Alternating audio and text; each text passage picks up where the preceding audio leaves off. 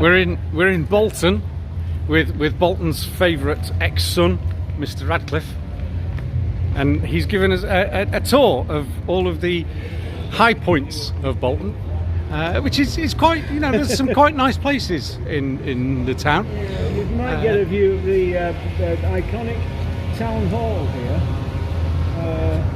There. There's just above the non-iconic white wall. And look at there's some lovely architecture.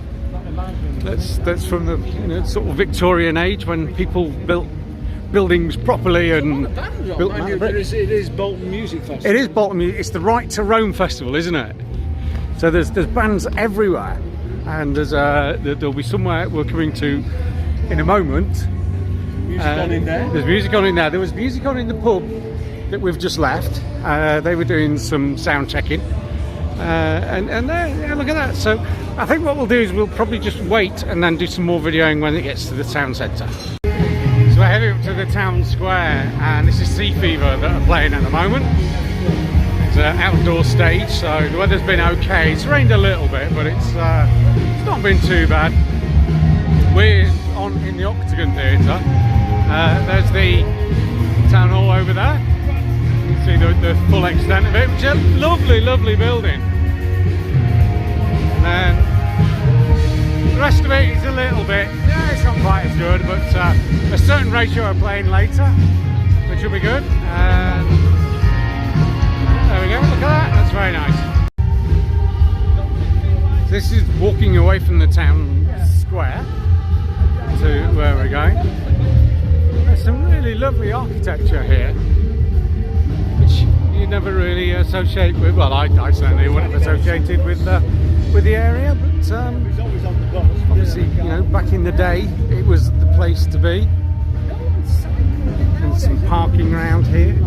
We're just up around this corner, which we'll be going up to shortly. If we look back at the town hall, that's the stage, the outdoor stage.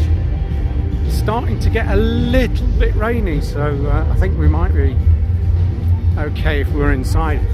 Just the art gallery, library and museum. I mean, look at that, that's fantastic, isn't it? A crescent around there, very reminiscent of Buxton actually, which is another place that was big in the Victorian era. And this is the Octagon. The Octagon apparently has 6 sides, so it's not really an octagon, it's a hexagon, but you know, we won't hold it against them too much. There's where we're playing. It's a lovely theatre. There's a couple of rooms in there, a little studio theatre in there, and obviously the main room where people are playing tonight. So we'll go in and get set up. So this is the UNE tech box, which we're just prepping at the moment. I realise I've never really gone through a lot of what we do, but no one cares anyway. Transformers. So if we need to do an isolation transformer out to a desk or anything like that, if there's a buzz, ground loops, you know, any sort of thing there, we can put it through a transformer. DI boxes. These are Orchid Electronics powered DI boxes. So it is phantom power. So it's transformerless. There's a little op amp inside it. You've got line of normal inputs and obviously outputs to the amp and the mixer if you need it. So those are the single units which we've got taped together. I did get him to build me a unit which was already done, which is quite nice and neat. This is also one of the other ones they do. This is the sort of 2-channel unit. Not got all the functionality, so you can only go in and straight out to a desk on that. It doesn't split it like the other ones do. Cables, lots of cables. I don't know why we take all the cables, but we do. I like having them. I like knowing they work, and I know we've got enough. Sennheiser 609 to go on the guitar cabinet. In-ears, so we've got a pair of Behringer P2s in there and one Behringer P1 in there. They're just as backups. We've also got the receivers for the normal in-ears here. We've got 3 of them, one for Mark, one for Paul, and a spare. More cables. And we're taking the desks today. Desks are on the other side, you can't really see it. These are outputs.